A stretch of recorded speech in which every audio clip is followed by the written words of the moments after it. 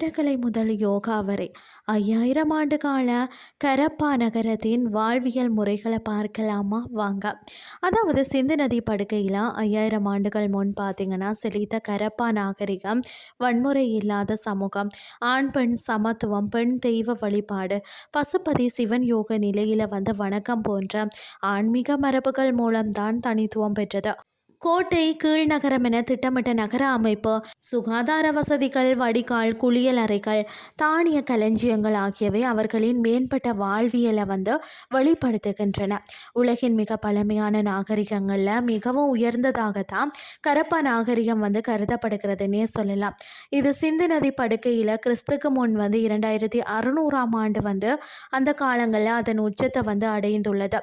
கரப்பா நாகரிகத்தின் அன்றாட வாழ்க்கை முறையை அறிந்து கொள்வது அவசியம். அவர்களின் நகர திட்டமிடல் மற்றது சுகாதாரம், ஆன்மீகம் போன்றவற்றை அறிவதால் தான் அவர்களின் மேன்மையை நாம உணரலாம். கரப்பா சமூகங்கள், அதாவது மற்ற நாகரிகங்களை போல் இல்லாமல் கரப்பா நாகரிகத்தில் அடிமைகள், சிறைச்சாலைகள் போன்ற எதுவுமே அங்கு கண்டறியப்படவில்லையா. கரப்பாவில் உள்ள சமூகம் வன்முறை இல்லாத நாகரிகமான சமூகமாக இருந்துள்ளது. இந்த நாகரிகத்தில் பார்த்தீங்கன்னு சொன்னால் வணிகர்கள், செல்வந்தர்கள், பூசாரிகள், தொழிலாளிகள் உள்ளிட்டோர் வாழ்ந்து வந்திருக்காங்க. எங்கே பார்த்தீங்கன்னா ஆணும் பெண்ணும் சரிசமமாக நடத்தப்பட்டனர். அவரவர்களுக்கு உரிய மரியாதையும் உரிமையும் வழங்கப்பட்டதாம். கரப்பா மக்களின் ஆன்மீக வழிபாட்டு முறை பார்த்தீங்கன்னா இந்து மதத்தின் தொன்மைக்கு சான்றாக விளங்குகிறது. தொல்பொருள் அகழ்வாராய்ச்சியில் பெண் தெய்வங்களின் சிலைகள் கிடைத்துள்ளதாம். அதனால் அந்த கால சமூக மக்கள் பார்த்தீங்கன்னா பெண்களுக்கு உரிய மரியாதை கொடுத்து தெய்வமாக வழிபட்டு வந்தாங்களாம். இந்த நாகரிகத்தின் முக்கிய கடவுளாக பார்த்தீங்கன்னா பசுபதி எனப்படும் சிவபெருமான் இருக்கிறார். சிவபெருமானை சுற்றி விலங்கினங்கள் மற்ற உயிரினங்கள் சூழ அவர் யோக நிலையில் அமர்ந்துள்ள உருவங்களை மக்கள் வழிபட்டு வந்திருக்கிறாங்க. அந்த காலத்திலேயே யோகாசனமும் பரவலாக இருந்துள்ளது. அது மட்டும் இல்லாமல் கரப்பா நாகரிகத்தில் உள்ள ஒவ்வொரு நகரமும் கோட்டை கீழ் நகரம் என்று முக்கிய பிரிவாக பிரிக்கப்பட்டிருந்தது. கோட்டையில் அரச குடும்பத்தினர் வாழ்ந்து வந்திருக்கலாம். நகரமானது பார்த்தீங்கன்னா வணிகர்கள், கைத்தொழில் செய்கிறவங்க, விவசாயிகள், பூசாரிகள் உள்ளிட்ட பல்வேறு சமூகத்தினர் வாழ்ந்து வந்திருக்கிறாங்க. வீடுகள் சுடப்பட்ட செங்கற்களால் சாந்து பூசி கட்டப்பட்டிருக்கிறது. சில இடங்களில் பார்த்தீங்கன்னா மரங்களும் காய்ந்த மண் கற்களாலும் வீடுகள் கட்டப்பட்டிருந்ததாம். வீடுகள் தெருக்கள் மற்றது வீதிகளுக்கு தகுந்தவாறு தான் போதுமான அளவு இடைவெளி கொடுக்கப்பட்டு தான் கட்டப்பட்டிருந்ததாம். ஒவ்வொரு வீட்டிற்கும் பார்த்தீங்கன்னா தனித்தனியாக குளியல் அறை, கழிப்பறை போன்ற வசதிகளும், பொதுவாக மக்கள் பார்த்தீங்கன்னா கூடி குளிக்க ஒரு பெரிய அளவில் படிக்கட்டுகளுடன் குளங்களும் உருவாக்கப்பட்டிருந்ததாம். ஒவ்வொரு வீடுகளில் இருந்தும் பார்த்தீங்கன்னா வெளியேறும் கழிவு நீர் செங்கற்களால் கட்டப்பட்ட வடிகால் வழியே ஊருக்கு வெளியில் கொண்டு செல்லப்பட்டதாம். அது மட்டும் இல்லாமல் பொது இடங்களில் குப்பைகளை சேகரிக்க தொட்டிகள் போன்ற அமைப்புகள் உருவாக்கப்பட்டிருந்தன.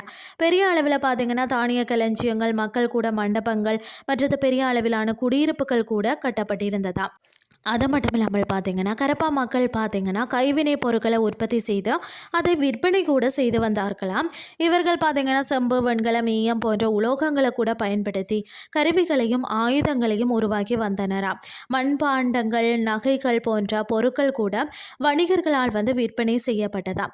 அளவீடு செய்வதற்கு கூட இடைக்கற்கள் மற்றது அளவீட்டு முறைகள் அந்த காலத்திலேயே புழக்கத்தில் இருந்ததாகவும் சொல்லப்படுகிறது. எகிப்து மற்றது பார்த்தீங்கன்னா மொசபடோமியா போன்ற நாடுகளுடன் வாணிபமும் மேற்கொண்டுள்ளனர். லேபிஸ் லாசுலி என்ற விலை உயர்ந்த கற்கள் அப்போதைய வணிகத்தில் கூட முக்கிய பங்கு வகித்திருக்கிறது. கரப்பா நாகரிக மக்கள் பார்த்தீங்கன்னா தங்களின் போக்குவரத்திற்கு பெரும்பாலும் பார்த்தீங்கன்னா மாட்டு வண்டிகளை பயன்படுத்தியிருக்கிறாங்க. நதி பயணங்களுக்கு படகுகள் மற்றது கப்பல்களை பயன்படுத்தியிருக்கிறாங்க. வர்த்தக போக்குவரத்திற்காக துறைமுகங்களையும் கிடங்குகளையும் அமைத்திருக்கிறாங்களா. 5000 ஆண்டுகள் பழமையான இந்த நாகரிகம் தான் மக்களின் நேர்த்தியான வாழ்வியல் முறை, கலாச்சாரம், ஆன்மீகம் ஆகியவற்றால் இன்றளவும் உலக மக்களை ஆச்சரியத்தில் ஆழ்த்தியுள்ளது.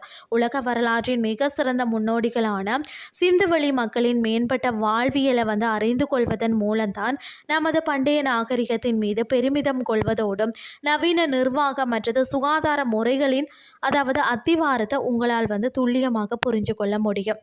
இன்றைய கிறிஸ்டி உங்களுக்கும் பிரயோசனமாக அமைஞ்சிருக்கும்னு சொல்லி நானும் நம்புகிறேன். இதே மாதிரி மற்றொரு கிறிஸ்டியின் வேலைக்கு உங்களை சந்திக்கிறேன். நன்றி.